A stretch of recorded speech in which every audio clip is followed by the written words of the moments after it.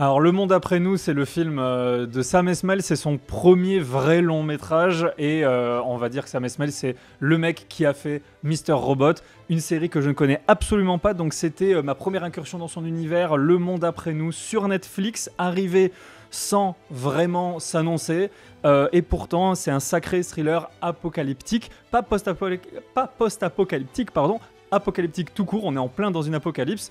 Les gars, une petite phrase d'accroche, on va commencer par toi Nono. Eh ben moi, vu que je l'ai vu hier soir, je n'ai absolument pas eu le temps de trouver une phrase d'accroche, donc je vais plutôt plagier celle d'un grand homme et dire pourquoi aller au cinéma quand on peut avoir la télé dans son bunker.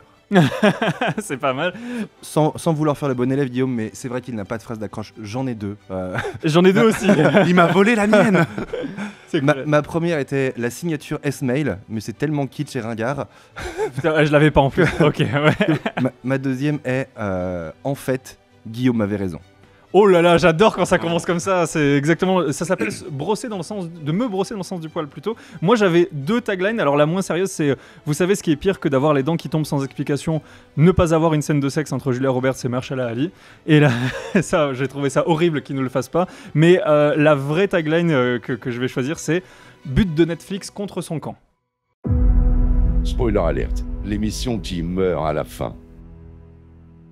Qu'est-ce qu'on en a pensé, Floris? Je crois que tu as vu déjà un petit peu plus que moi l'œuvre de Sam Esmail avant, donc avec notamment Mister Robot. Toi, t'aimes beaucoup cette série? Ouais, j'ai été surpris que tu ne l'aies pas vu, mais du coup, là, je pense que le bonheur, ou en tout cas la surprise de découvrir l'univers Sam Esmail quand on n'a pas été confronté du tout à cette manière très particulière de réaliser, doit être une incursion un peu violente et un peu perturbante, parce que pour le coup, on retrouve dans Le Monde après nous, globalement, tout ce qui a fait Sam Esmail dans Mister Robot, et plus encore, je crois, dans Homecoming, qui est la série qui mettait déjà en scène Julia Roberts dans un univers tout aussi particulier que le retour de soldats après-guerre, avec toujours des thématiques très fortes qu'on va retrouver dans ce film-là aussi, que sont la technologie et la dépendance de l'homme à cette technologie, traitées de manière très différente dans Mister Robot, mais qui pour le coup est vraiment une série que je conseille tellement que c'est une des rares séries dont je n'ai pas encore vu les dernières saisons, tellement je l'aime, que je veux me les garder plus tard, je n'ai pas envie que ça s'arrête. Moi, je connais ça. Et du coup, j'ai vu la 1 et la 2, qui est tout aussi surprenante, parce que c'est des séries dans lesquelles il se passe pas mal de choses, et pour le coup j'ai pas envie de la spoiler, mais il y a vraiment des choses à voir jusqu'au bout, et je crois qu'elle finit bien cette série, enfin en tout cas il n'y a pas de saison faible, donc j'ai hâte de découvrir la fin. Et en tout cas Sam Esmail est un réalisateur qui m'avait marqué par sa capacité à installer dès le premier plan, même dès le premier plan en noir et blanc de générique, une patte très très particulière, une manière de raconter les histoires très particulière. C'est une mise en scène, on dirait ostentatoire, car on voit qu'il fait de la mise en scène. Nono, qu'est-ce que tu as pensé de ce film? Rentrons dans le vif du sujet. Moi j'ai bien aimé, j'ai vraiment bien aimé, ce qui n'était pas vraiment gagné au début, parce que tu comprends assez vite que on va traiter de ce sujet-là, qu'on nous rabâche un peu tout le temps, limite à ce qu'il en devient chiant, le côté reconnectez-vous avec le réel, déconnectez-vous un peu de vos smartphones et compagnie. Mais le film est tellement bien construit que j'ai passé ça outre assez vite pour rentrer dedans, et j'ai vraiment apprécié. Ouais, j'ai vraiment adoré. J'ai adoré ce film. Ouais. Qu'est-ce que tu as ressenti en termes d'émotions pures dans ce film? Parce que je trouve qu'on touche à beaucoup d'émotions. On touche à beaucoup d'émotions qui sont principalement amenées par la musique, je trouve. Tu as quand même énormément de scènes où il se passe des choses lambda, mais tu as cette musique cringe qui te dit il va se passer un truc à tout moment. Totalement. Alors que pas forcément d'ailleurs. Et moi c'était vraiment moyen d'accord sur que la musique, c'est pas, je pense, le sound design aussi. C'est tout. Je pense que tout dans ce film, c'est pour moi typique des films qui sont dont les auteurs, même si c'est inspiré d'un bouquin, sont également les réalisateurs, où tu vois qu'il a été écrit par quelqu'un qui maîtrise à 100% sa caméra et ce qu'il est possible ou impossible de faire avec. Et pour le coup, je trouve que la musique, c'est quelques petites notes et des trucs comme ça, mais enfin, tout est fait pour que tu sois mal à l'aise alors qu'il ne se passe rien. Je trouve que la scène, un peu, pas d'ouverture, mais celle qui avait fait la bande-annonce de Netflix, qui est la scène sur la plage, est un monument du fait que une famille à la plage à qui il ne se passe rien, c'est un paysage qui est tout simple, tout beau, etc. Épuré, en plus. Vraiment épuré. Il n'y a rien qui va dans la manière de réaliser, et donc, du coup, et évidemment, le sound design vient en renfort de tout ça. Comme il n'y a rien qui va dans la manière de réaliser, tu te doutes que quelque chose ne va pas, et c'est un peu comme ça dans tout le film. En fait, il se passe pas grand-chose, mais on sait que quelque chose ne va pas. Et ouais, il y a une autre scène ouais, vas-y, je t'en pareil, prie. c'est quand la famille se barre, la première fois où la famille essaie de rentrer en ville. Du coup, il y a George et sa fille qui restent devant la maison. Et il y a une scène où Oui, la cam ne bouge pas. la cam ne bouge pas, Ouais, ils sont ils sont là, croupés, Bas comme cadre. si on filmait surtout ce qui allait se passer dans le fond. Oui, tout à fait. Il ne se Mais passe rien, mais tu te dis à tout moment il peut se passer un truc. Et puis ça installe du malaise en fait. Toute Exactement, sa mise du en malaise. scène est là pour t'installer, te faire ressentir du malaise, Et mais vraiment. sur cette scène, des fois, je me incroyable. pose la question, quelle est la limite dans Sam Esmail, dans ce qu'il a envie de faire pour s'amuser parce que ça lui fait plaisir et qu'il le ressent comme ça, et quel est l'apport au message, etc. Mais après, tu peux trouver, enfin, c'est toujours difficile de savoir si ça a réellement du sens ou pas dans la scène que tu donnes, où en fait, c'est dans n'importe quel film normal, c'est un plan de grue qui monte et on Oui, dit adieu bien sûr, parce ouais. que c'est un adieu. Et en fait, là, je trouve que c'est marrant parce que quelque part, ça spoil ce qui va se passer par la suite, c'est-à-dire que la caméra se donne même pas la peine de monter et de faire un plan d'adieu, puisqu'ils vont revenir. Oui, c'est ça. Donc, en fait, On la va caméra rester n'a dans la pas maison. bougé, on va rester C'est dans la vraiment. maison. Vous en faites pas, on va Ne rester vous dans la inquiétez maison. pas, on ouais. va revenir. Ouais, et ça c'est intéressant. Alors moi je veux quand même revenir sur les inspirations qui me paraissent extrêmement claires de Sam Esmail. Alors Moi aussi, ça me paraît clair, mais je sais pas si on a les mêmes. ah bah, alors pour moi c'est littéralement du Hitchcock et en fait dans une autre mesure du Shyamalan, mais en fait Shyamalan s'inspire de Hitchcock, donc moi je pense que la racine vient de là, et c'est on va dire soutenu par le fait que son générique absolument somptueux d'intro, en fait c'est un rappel au générique de Saul Bass qui était vraiment un des concepteurs de générique des années Hitchcock et de certains films de Hitchcock, donc en fait De plus évident d'Hitchcock, il y a cette parodie de scène des oiseaux avec les tracts mais qui bien viennent sûr, attaquer, bien sûr, etc. et qui est ultra puissante comme scène. Ah ouais, parce ouais. que- mais c'est le Parce que moi, montage. je pensais pas que c'était des tracts en fait. J'ai Oui, pas je vu disais, tout- c'est du Oui, sang, j'avais pas vu au c'est début quoi du mais c'est sang, fait une espèce exprès. de Ah, bien poudre sûr. toxique qui Ouais. essaie de Exactement. purger les gens. Mais en tout cas, C'est vrai que c'est les chemtrails au début, les fameux chemtrails. et puis la terreur sur son visage est telle Oui. que Ouais. tu peux pas en fait regarder vraiment ce qui se passe. Moi, je rajouterais à ça une inspiration pour moi évidente de Fincher. Oui, c'est parce vrai, que ouais. c'est aussi Mr. Robot avait déjà été comparé à Fight Club dans sa manière de raconter l'histoire, etc. Et il y a un côté soin de la mise en scène froid et implacable que je retrouve Alors, aussi. il y a, beaucoup il y a dans ça, Fincher. et il y a aussi le propos nihiliste qu'on retrouve beaucoup chez Fincher. Moi, je trouve que c'est un film extrêmement pessimiste et nihiliste sur l'humanité. Bah, d'ailleurs, la première phrase choc, c'est quand même Julia Roberts qui dit I fucking hate people. Et ça, c'est incroyable. Avec comme un début. zoom, qui est Oui, une provocation ultime ouf. au cinéma. On fait pas de zoom au Oui. cinéma, et il y en mais a c'est trop bien. quelques-uns. Et bien, il y en avait chez Hitchcock. Et c'est vrai que le zoom, moi j'adore quand j'en vois, parce qu'on en voit encore chez Wes Anderson, mais on n'en voit pas beaucoup des zooms au cinéma. C'est tellement rare et précieux. Et en plus, ça sert le propos parce que ça l'isole du reste du monde. C'est littéralement ce qu'elle dit. Elle déteste les autres personnes. Et ce zoom Ça fait vient la mettre presque que le elle. mur, le quatrième mur aussi. Ah, mais complètement, elle nous Regarde, quoi. parle à nous, exactement. Elle Et nous nous, parle à qu'elle nous. déteste, en fait. Ouais, mais c'est un Ah, peu bien d'un sûr. certain côté. Puisqu'on Et- regarde Netflix qui via Internet. Et, Et ça va se poursuivre dans le plan post-générique juste après, dans cette scène incroyable dans la voiture où ils sont en train d'aller dans la maison, etc. Où en fait elle regarde la caméra, mais comme elle a des lunettes, elle regarde pas la caméra. Oui, oui, c'est vrai, ouais, c'est Sorte vrai, de provocation exactement. ultime. C'est assez formidable. Alors moi, on pourrait s'attarder sur littéralement chacune des séquences. Alors pour vous qui nous écoutez, on est peut-être un petit peu décousus, mais je pense que ça fait partie. Mais on l'est dans la vie. Voilà, on l'est dans la vie et on est content de parler de films qui nous ont, j'ai l'impression, plu. Enfin, je sais pas, Floris, ça t'a plu dans l'ensemble? Ça m'a plu, c'est un film qui n'est pas facile à regarder. Il y a des moments, en finissant le film, je me suis dit, est-ce que j'aurais pas préféré, parce que c'est un film qui se passe à côté d'un film catastrophe en fait. Oui, c'est ça. C'est exactement. l'histoire de gens, allez, presque normaux, même s'ils sont dans la classe sociale très élevée. C'est l'histoire de gens très très normaux avec leurs failles de gens normaux. Ils ont tous des failles, il n'y a vraiment pas de héros dans cette histoire-là, qui se trouvent à côté d'un endroit où il doit y avoir une guerre effroyable. Et ouais, je me dis finalement, en tant que spectateur, ça aurait été plus un film bonbon d'aller regarder ces gens qui galéraient dans les. Ouais, dans les- mais ça dans aurait les pas été le destructions, même etc. film. Voilà, Ça et aurait ben moi, pas c'est du tout justement été le ce même que film, j'ai mais adoré. c'est ce qui est bien, évidemment. Ouais. Dans la plupart des films catastrophes, justement, tu vas avoir les premières minutes où ils comprennent pas trop ce qui leur arrive, ils essaient de comprendre, et c'est vraiment cette partie-là, moi, que j'adore Oui. dans les films catastrophes, qui ne durent pas assez longtemps à mon goût. Et là, tout le film, c'est ça, en fait. C'est 2 heures de on essaie de comprendre ce qui se passe et comment on pourrait survivre à ce qu'on ne sait pas ce qui se passe. Mais il y a Ah, déjà totalement, qu'on ouais. comprend qu'il se passe quelque chose d'anormal grâce à cette mise en scène, etc. Mais pendant longtemps, je trouve qu'on est bercé entre est-ce que c'est une attaque terroriste? Est-ce que c'est un escroc qui les piratage? manipule, c'est Est-ce que possible c'est un aussi. escroc Ah oui, qui les oui, bien manipule sûr. parce que lui, il est très menaçant? Enfin, il y a plein de strates de menaces.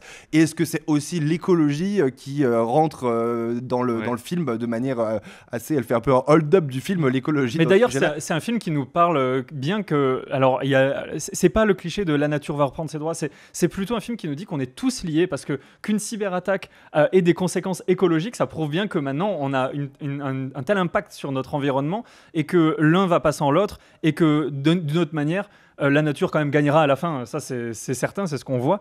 Le monde après nous, moi, je suis pas. Alors, je crois pas que ce soit la nature qui gagne à la Oui, fin. moi, Et je suis pas d'accord c'est avec ça. tout l'enjeu de mon titre, dont j'imagine que tu te rappelles, qui est Oui, Guillaume avait raison, bien sûr. Alors pourquoi? parce que Oui, c'est vrai. gagne à la fin de manière indéniable, c'est le triomphe absolu du support physique. Oui, alors ça, Oui. et c'est pour ça que Et- j'ai appelé ça but de Netflix contre son camp aussi. C'est Exactement. Netflix qui fait quand même l'apologie des supports physiques. Comme Guillaume depuis, c'est pour ça que je trouve que tu as raison là-dessus, parce que finalement Sam Esmail va expliquer, mais je pense que ça porte un propos qui est beaucoup plus large. En fait, en quelque sorte, je l'ai mis en titre quand même, parce que je trouve que ça impose une boucle et une relecture du film. Le fait que ça se termine par cette petite fille qui vient découvrir le DVD de son obsession durant Je pense qu'elle l'intégralité du découvre film. littéralement le DVD, Elle découvre en tant que littéralement le support, DVD. je pense. C'est intéressant parce qu'elle a 13 ans, elle n'a pas connu cette époque des DVD, les Blu-ray, bon bah voilà.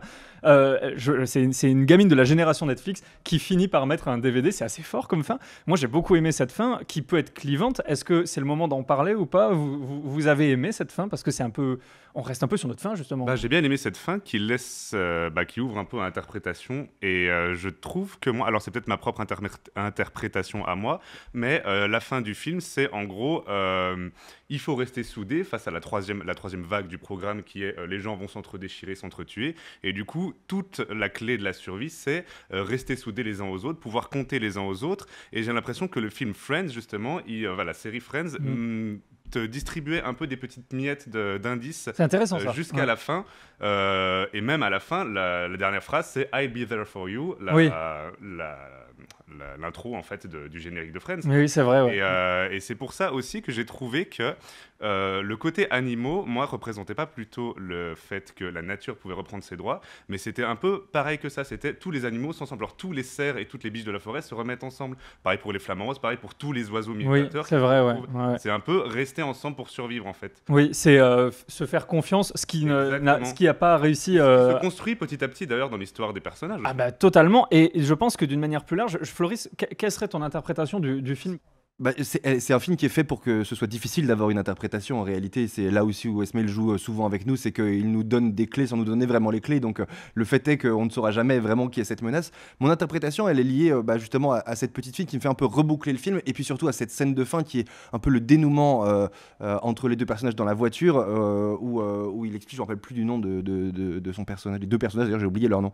Il y a oh putain, je sais plus, je suis désolé. Mais en fait, moi j'ai Julia Roberts et il y a Ethan Hawke, donc et sa fille. Et On est de très mauvais spectateurs. Si le vous... personnage de Mahershala Ali. Ah, Mahershala Ali, GH. GH, oui, GH, qui est pourtant ouais. pas le George, plus, pas le plus difficile à retenir. Mm. C'est GH qui est en fait un peu à les clés de tout et c'est lui qui explique. On a l'impression qu'il cède pendant tout le long et puis finalement là il explique quelque chose. Et c'est ce quelque chose qui me fait revoir le film intégralement, il donne un peu 3 règles. Il donne, en tout cas pour détruire le monde, en gros, Ouais. il dit que son contact qui travaille dans la défense a 3 règles et que la première des étapes, en 3 étapes en tout cas, la première des étapes, c'est la rupture des communications complètement avec le peuple, etc. Ce qu'on voit, et la rupture des transports de flux de people. Et puis la deuxième, ça va être le fait que tu dissémines des fake news, que les gens sachent plus du tout ce qui se passe, et puis qu'il y a des attaques incompréhensions un peu partout. Mm. Et puis la troisième, c'est la conséquence, c'est un peu un coup d'État. Et je me disais que finalement, ce film-là, au-delà de montrer une menace qui était extérieure, mais qu'on ne nous nommera jamais, il montre surtout une menace qui est intérieure, parce qu'en fait, cette rupture de communication, elle est mise en scène dans le film par une rupture des antennes, des satellites, de plein de choses, mais en fait, elle existe à l'intérieur des hommes, et elle existe déjà. Et j'ai re-regardé ce matin avant de faire l'émission cette scène-là. En fait, il dit « Je sais pas comment on a pu arriver là. » Et en gros, je pensais pas qu'on en était déjà là. Et je trouve que cette phrase-là, avant de donner ces 3 étapes, elle donne du sens au film parce qu'en fait, ce qu'il veut dire, c'est pas qu'on ait une attaque imminente de terroristes extérieurs. On n'en sait rien. Et il y a ce côté... la menace, elle est déjà là parce qu'elle a été intériorisée en nous, parce qu'en fait, on a déjà interrompu la communication. Ce plan magique du début dans la voiture, en fait, oui, incroyable. Tout le monde a ses écouteurs, Ouais, ouais. tout le monde a a ses quelqu'un écouteurs. d'autre. Exact. il montre Ouais. qu'en fait, je trouve qu'il y a une double lecture de la technologie, parce que d'un côté, on a l'impression que c'est parce qu'il n'y a plus de technologie que ça crée un problème. C'est le fait de pirater des infrastructures technologiques que ça crée un problème. Mais en fait, le problème, il est déjà là. Parce que la technologie, elle est présente dans nos vies, et c'est finalement la technologie qui vient couper tous ces personnages entre eux, et ils sont profondément déconnectés, et tout le début du film, jusqu'à un peu cette prise de conscience, et où le personnage de Mahershala Ali vient devenir un peu un héros, et décide de prendre Oui, la c'est défense du fils, etc. C'est le protagoniste à la fin. C'est le en fait. protagoniste Ouais. à la fin, tout le monde reste un peu des anti-héros et puis Mm. tout le monde va devoir se réconcilier et re-rentrer en contact. Et je trouve que c'est ça que ça nous montre, c'est que la menace elle est déjà là, mais non pas parce qu'elle soit extérieure ou identifiée, mais qu'elle est déjà là parce qu'on est déjà déconnecté de nous-mêmes, on n'est pas déconnecté de la technologie mais de nous-mêmes, et que le salut de l'humanité vient probablement dans notre capacité à se reconnecter, parce que au final quand même, tous les personnages se reconnectent entre eux. Ah oui, Le complètement. frère avec la sœur, la fille de GH se reconnecte avec le personnage de Julia Roberts, Oui, etc. totalement. Tout le monde va se reconnecter, et même quelque part le complotiste vient se reconnecter, alors Oui. en échange d'argent, mais il vient quand même céder alors qu'on s'imagine que peut-être il ne cédera pas. Qui est d'ailleurs au bout d'une Du scène troc.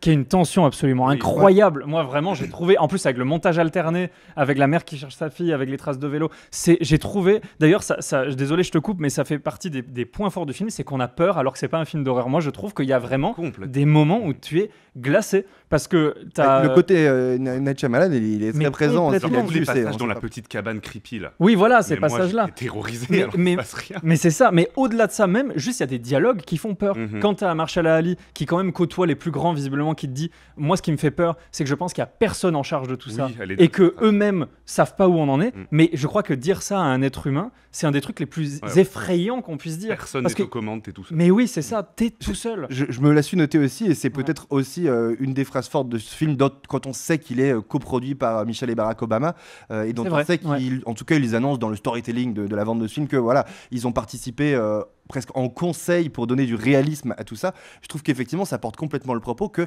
personne n'est aux commandes, Eh et oui. elle est terrorisante cette phrase. Et je pense que on est très proche de la réalité avec cette phrase. Je pense Moi aussi. qu'il y a En tout beaucoup cas, ça de gens. trahit ma vision à moi. Je dis pas Ouais. qu'il n'y a pas des trucs qu'on sait pas, mais Non, en tout cas, évidemment. ouais. dans ce Mm. que je pense, ça le trahit profondément. Ouais. Et il y a enfin, je trouve que dans S-Mail, il y a toujours un peu cette capacité à distiller quelques petites phrases très chocs et qui marquent et qui font des petites prises de conscience. Il y a aussi ce que dit Julia Roberts ce qui lui permet de reconnecter avec la fille de GH, c'est qu'elle est dans la cabane et puis elle vient faire un peu le mea culpa de pourquoi en fait elle est aigrie, parce Ouais. qu'elle fait de la communication et du marketing, et qu'en fait son seul intérêt c'est de comprendre la psychologie humaine pour vendre aux gens des choses dont ils n'ont pas besoin. Mm. C'est simpliste comme manière de décrire le capitalisme, mais en même Mais, temps très vrai. C'est ça, ouais, c'est Et, clair. et ce film a ce prétexte-là de décrypter le monde tel que je pense Esmail le voit, et les menaces telles qu'il les voit aussi. Alors je pense qu'au-delà de tout ça, moi j'ai une lecture qui est peut-être un peu plus à distance de l'histoire vraiment. Donc pour moi l'interprétation, les gars, c'est plutôt un film qui nous parle des histoires avant tout. Les histoires qu'on nous raconte, alors ça c'est plutôt à travers la propagande du terroriste, comme par exemple ces tracts venus de quel pays on ne sait pas vraiment, des infos contradictoires. Mais on a également les histoires qu'on se raconte parfois pour se protéger bêtement, comme ces histoires de racisme, de préjugés raciaux qui vont un petit peu interférer entre les êtres humains. Ça, c'est des histoires qu'on se raconte nous, mais aussi les histoires qu'on nous raconte à travers la fiction. Et ça, c'est plutôt le rôle qu'a Friends dans cette histoire. Et ça, c'est plutôt positif, c'est l'histoire qui va nous rassurer, nous donner de l'espoir, et au final je pense que ça fait partie du message du film. Je me suis beaucoup interrogé sur la pertinence de rajouter une sous-intrigue du racisme Ouais. entre les blancs et les noirs. Mais qui est pour le coup d'une subtilité remarquable, parce qu'elle ne sera jamais ouvertement raciste, même dans le dialogue Oui, qu'elle peut avoir avec oui, son mari, complètement, oui. etc. Et c'est le racisme juste latent. C'est vraiment le Inconnu, racisme en fait. systémique Ouais, de... systémique, latent, ouais, Enfin, ouais, voilà, c'est le ça, truc le plus raciste, ça va être peut-être qu'en fait c'est juste les domestiques, quoi. Vraiment, Voilà, c'est la phrase qui fait exactement. prendre conscience C'est que- super raciste. Et en même temps, voilà, donc ça, c'est les histoires qu'on se raconte à nous-mêmes, c'est ces préjugés-là. Et puis ensuite, donc ça, c'est peut-être négatif, mais il vient contrebalancer ça avec quand même sa fin, qui est le pouvoir de la fiction réconfortante, qui est là aussi pour nous donner de l'espoir. Et Friends, c'est ça. Tout le personnage de cette fille, c'est le personnage de l'espoir. Le futur, il est féminin, il est dans l'amitié, ce que tu disais tout à l'heure. Et ces histoires peuvent nous inspirer. Et puis dans la pluralité dans une société qui fait qu'on arrive au final à cohabiter. Moi, je pense que c'est un film qui, malgré son discours de base assez nihiliste, il porte peut-être au final un propos plutôt positif, et il se sert du pouvoir de la fiction au sein du film et dans la fabrication du film pour faire passer son message. Mais je n'ai pas une lecture si différente de la tienne. Par contre, je pense que cette lecture-là n'est que l'étape 2. Je pense vraiment que la lecture, elle est très claire. C'est pourquoi il choisit ces étapes-là et qu'il les donne. Je pense vraiment qu'il y a une lecture que tu viens de décrire très bien, mais c'est la partie étape 2, ce sont les fake news, ce sont les histoires qu'on se raconte, qu'on nous raconte, etc. Ouais. L'incapacité de l'humain aujourd'hui, parce que, effectivement, comme tu le disais en introduction, c'est un film sur une catastrophe en cours. Oui. Et c'est pas un hasard, c'est le point de bascule d'un monde aujourd'hui aujourd'hui. Alors là, c'est imagé sous forme d'une catastrophe et de cette menace extérieure et puis de cette bombe, etc. Parce qu'il faut bien faire un film, mais ce qu'on nous explique, c'est que la catastrophe, elle est en cours. L'étape 2, c'est la difficulté dans l'ensemble des histoires qu'on nous raconte de trouver celle qui est vraie, celle qui a du sens. Et je pense qu'il ne faut pas du tout nier l'étape 1, qui est la déconnexion, mais pas la déconnexion liée à la technologie, etc. Je pense que c'est vraiment la déconnexion des humains par rapport à l'environnement. Et je trouve que ça, c'est très bien servi dans la réalisation d'Esmail, dans tous ces films, en tout cas toutes ces productions audiovisuelles. On va dire, parce que les séries sont compris comme des films pour moi, tellement elles sont bien. Oui, c'est sûr. Il y a vraiment la notion de l'environnement, notamment tous ces cadrages, décadrages. Alors il y a beaucoup de plans qui sont débulés, qui sont voilà, mais il y a surtout des champs. Les axes de regard sont jamais bons, rarement bons, oui, tout à comme fait, pour donner une importance colossale à ce qu'il y a à côté, comme pour rappeler que les gens parlent dans un contexte. Parce que souvent, ce qu'on regarde dans le cinéma, c'est voilà, si tu regardes quelqu'un d'un côté, on va voir l'air de ce côté-là. Et là, en fait, les gens sont toujours ratatinés dans les plans, quitte à faire des choses complètement absurdes. Dans les conversations avec Julia Roberts, il y a des plans qui sont complètement absurdes, tellement il va utiliser que 30% de l'image exploitable. Il y a beaucoup chez Esmail aussi une mise en scène de l'architecture, alors qu'elle est très bien servie par cette maison dans les plans d'introduction, mais l'architecture, elle est perçue comme écrasante pour l'espèce humaine. On va tout le temps avoir des plans où les gens ils sont en bas et puis il y a pas le 30% du haut, et c'est vraiment 60% de l'architecture qui vient écraser l'humain qui est petit. Il y a beaucoup de plans zénithales aussi à utiliser. Alors voilà, les plans zénithaux, je voulais y revenir, je me le suis noté, c'est quand même de base le plan zénital, il signifie un jugement divin, que la catastrophe va s'abattre, et c'est vrai qu'on en a plus, j'ai l'impression au début du film, avant que la catastrophe arrive, et ensuite ça s'est un peu plus dilué dans l'histoire, dans la mise en scène, mais ça ferait sens totalement dans le propos qu'au départ il y a un jugement divin, c'est-à-dire que ce sont des personnages désespérés, chacun des personnages est lâche, etc.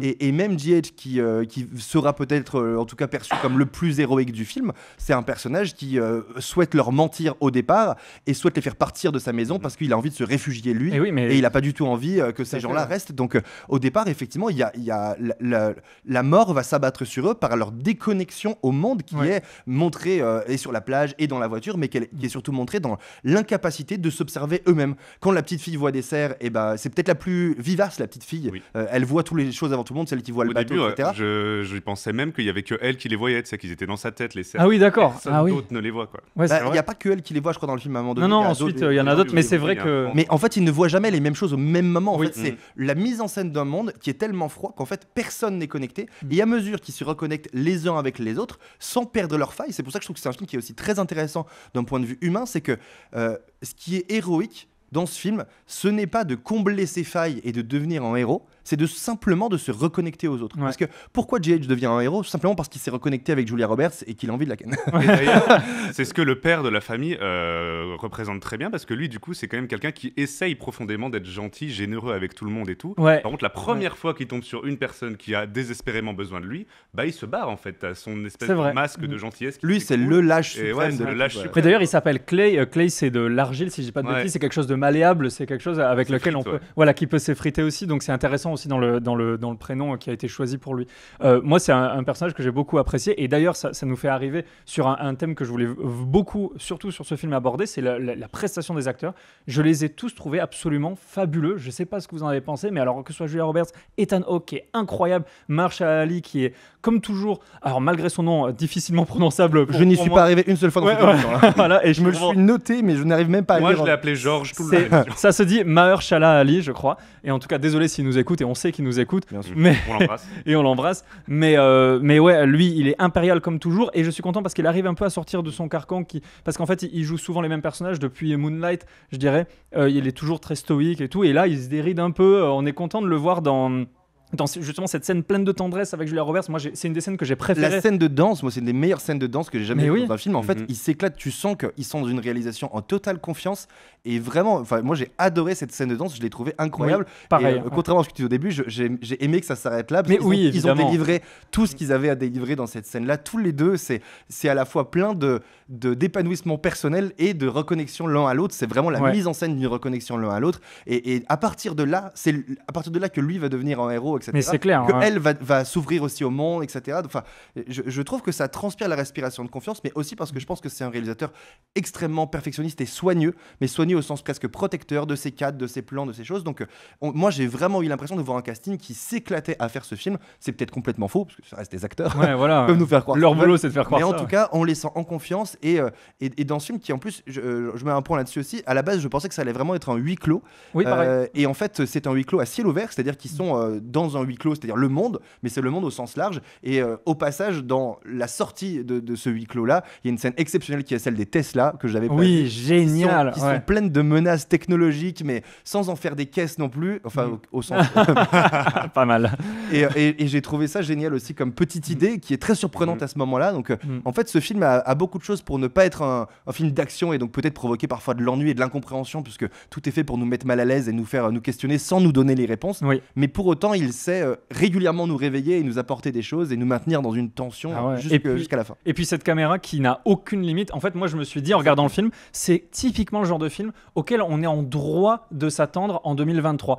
Quand tu as tous ces outils-là, l'outil numérique, la caméra numérique qui a d'ailleurs un piqué absolument extraordinaire avec, ça faisait du bien de voir un bel éclairage aussi, un bel étalonnage et puis des belles lumières sur le plateau.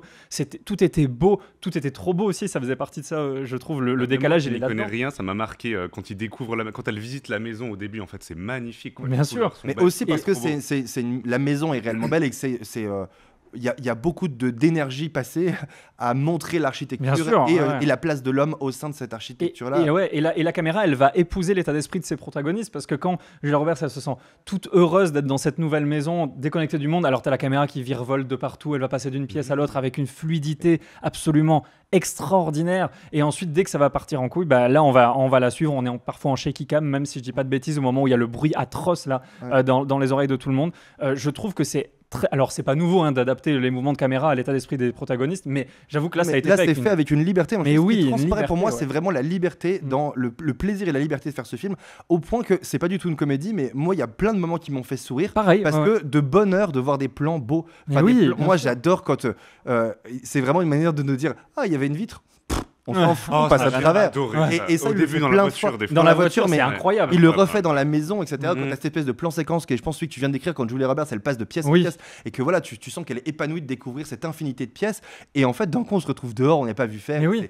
Enfin, Mais moi, en fait, j'adore on cette liberté-là. On sent la caméra légère, comme Julia Roberts doit se sentir légère à ce moment-là. Et je trouve que c'est une réussite de mise en scène. Alors qu'on sait à quel point c'est infiniment compliqué de faire ça. Oui, mais oui, c'est très dur. Enfin, il y a quand même. Alors, je sais même, j'ai du mal à imaginer, mais je pense qu'il y a toute une machinerie à l'intérieur. Et je pense que beaucoup de cette maison, j'ai vu rien en making of, mais je pense qu'à la manière de Parasite, beaucoup de cette maison est faite en images de synthèse. En tout cas, il y a des pièces de Il y a set un peu quelques partout. scènes, notamment les scènes d'observation, des scènes, etc., qui sont pour moi très mal faites. Je trouve que dans les effets spéciaux, il y a un peu le bon et le mauvais. Oui, il y a du très bon. hein, J'ai par bien contre. aimé, bizarrement, la scène d'explosion. Je l'ai trouvé très réaliste. Moi, j'y ai cru de oui, ouf. oui, oui.